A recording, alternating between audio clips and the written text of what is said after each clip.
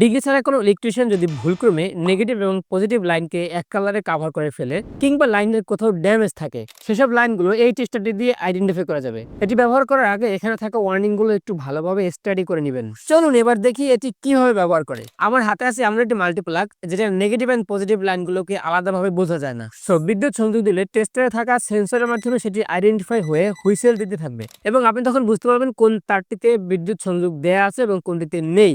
এছাড়াও আপনার আশেপাশের কোনো সকেটে যদি ইন্ডিকেটর না থাকে তাহলে এই টেস্টারটির মাধ্যমে জানতে পারবেন সেখানে বিদ্যুতের উপস্থিতি আছে কিনা। 90 থেকে 1000 এসি ভোল্টেজে কাজ করা এই টেস্টার পিনটি শক্ত প্লাস্টিকের তৈরি, যার উপরে আছে অন্ধকারে ইলেকট্রিসিটি চেক করার জন্য একটি বাটন, যেটি প্রেস করলে লাইট জ্বলে উঠবে।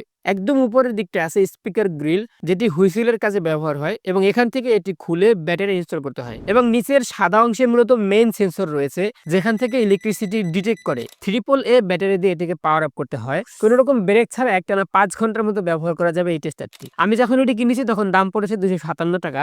মাঝে মাঝে এর প্রাইস অনেক আপ ডাউন হয়, যেটি লিঙ্ক দেওয়া থাকবে কমেন্ট বক্স এবং ডেসক্রিপশনে। আপনি চাইলে সেখান থেকে ট্রাই করে দেখতে পারেন।